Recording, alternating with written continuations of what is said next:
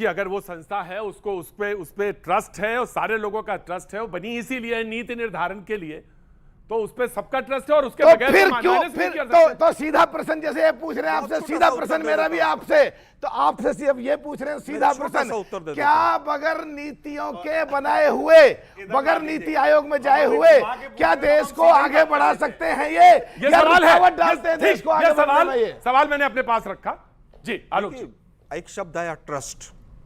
नीति आयोग की बैठक में अगर ट्रस्ट नहीं होगा, बजट अगर 2 राज्यों के लिए आएगा, अगर जीएसटी का पैसा राज्यों का डिले होगा, अपोजिशन पार्टीज की जहां सरकारें हैं उनके साथ भेदभाव होगा, तो स्वाभाविक है कि ट्रस्ट टूटेगा, और ट्रस्ट टूटेगा तो नीति आयोग जैसी संवैधानिक संस्था की क्रेडिबिलिटी गिरेगी, और यही संविधान को खतरा है। इसीलिए हम बार बार कह रहे हैं कि संविधान खतरे में। 10 साल पहले सब ट्रस्ट था, 10 साल के अंदर ट्रस्ट टूट गया। जी ऑफ कोर्स, एक लाइन साहब जी ऑफ कोर्स। आपको देखिए, अगर नीति आयोग में नीतियां बन रही हैं 2047 के लिए नए भारत की, तो बाइकॉट, संसद चलती है तो बाइकॉट, संसद में बिजनेस की मीटिंग में क्या सब्जेक्ट रखे जाए तो बाइकॉट, देश में और कोई नीति बनती है तो बाइकॉट।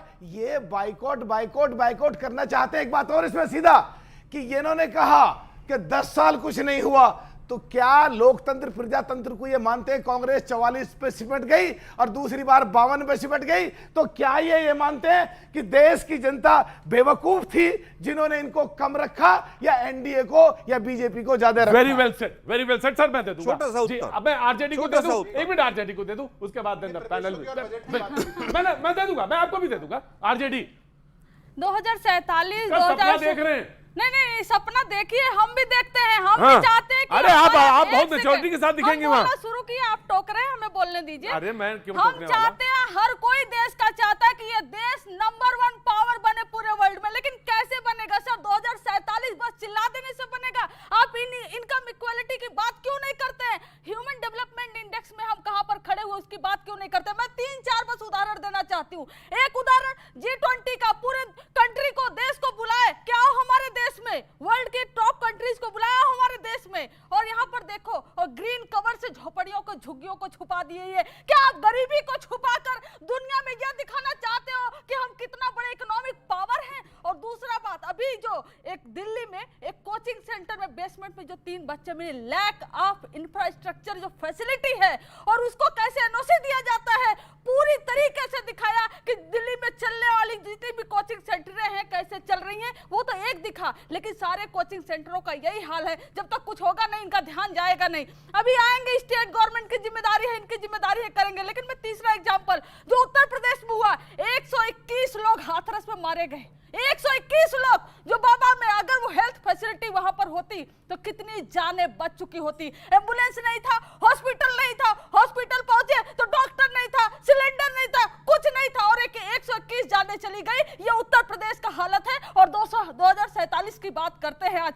आप आज की बात करिए, आप आज के एजुकेशन सिस्टम की बात करिए, आज के हेल्थ फैसिलिटी की बात करिए, आज के इंफ्रास्ट्रक्चर की बात करिए। जब आप जी रहे हैं 2047 में आप नहीं होंगे, हम जैसे हो सके कई लोग नहीं होंगे, लेकिन उसकी बात आप नहीं करते हैं। आप कर रहे हैं देश को। मैं आ गया, मैं बिल्कुल ऑफ कोर्स, मैं वाजपेयी जी का टर्न है, वाजपेयी जी का टर्न, मैं दे दूंगा।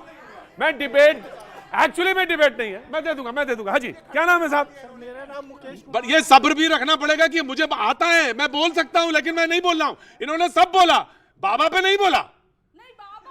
बाबा पे क्या? बाबा नहीं, कोई बात नहीं।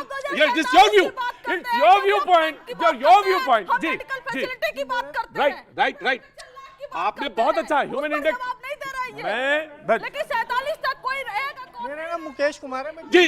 जी आराम से जी, चर्चा है, बहुत संयत से चल रहा है, कोई बहस नहीं हो रही। जी, नाम? मेरा नाम मुकेश है, मैं लाजपत नगर दिल्ली से क्या काम करते हैं आप साहब मुकेश जी? मैं एक ऑयल फील्ड कंपनी में काम करता था, आउट ऑफ इंडिया भी मैं रह के आया हूँ, साइप्रस में भी रहा हूँ, बहुत देशों में भी रहा हूँ मैं। और मैंने वहाँ साइप्रस में देखा, इतना सुंदर देश है, गरीब आदमी भी जो है ना वहाँ झाड़ू लगाने वाला, वो अपनी उसके पास गाड़ी है, अपना बंगला है, अब उसके बच्चे अच्छे स्कूलों में पढ़ते हैं, और शाम को उसको आप पहचान नहीं सकते कि वो मैनेजर है या झाड़ू लगाने वाला है। जी बिल्कुल।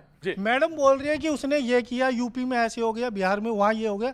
ये बिहार का बताएं, बिहार में क्या? मैं रहता हूँ बिहारियों के साथ, मैं ऑयल फील्ड में जब काम करता हूँ ना, दुनिया भर के मजदूर मेरे साथ काम करते हैं, बिहार के होते हैं, आउट ऑफ इंडिया में भी नौकरी करते हैं वो लोग, वहाँ से पैसा बिहार भेजते हैं। आज से नहीं, मैं 47 साल मेरी एज हो गई, इतने सालों से मैं देख रहा हूँ। हाँ।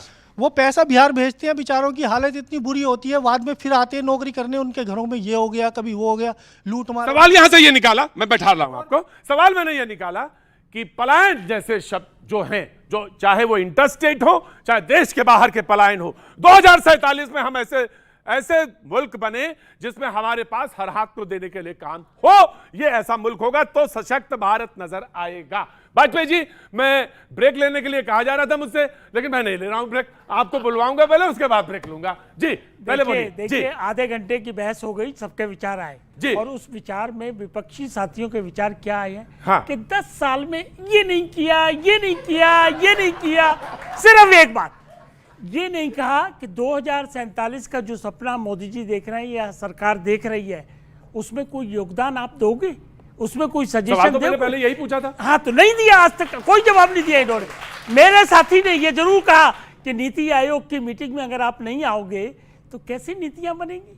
बाहर आओगे मीटिंग छोड़ के और कहोगे मेरा माइक बंद कर दिया, सिर्फ पॉलिटिक्स करोगे। देखिए, विपक्ष क्या है, संविधान की जो जिम्मेवारियां हैं वो सत्ता पक्ष की भी है और विपक्ष की भी है। Of course। देश की 140 करोड़ जनता जो है वो विपक्ष को विपक्ष का रोल करना है, हमको सत्ता का रोल करना है, लेकिन ये सहयोग नहीं करेंगे। हमारा विजन तो क्लियर है, हमने तो 10 साल में भी करके दिखाया। 5th लार्जेस्ट इकोनॉमी इसी सरकार ने बना के दिखाई है और टारगेट ये है कि विश्व गुरु बनना है और 3rd लार्जेस्ट इकोनॉमी बन के हमको दिखानी है।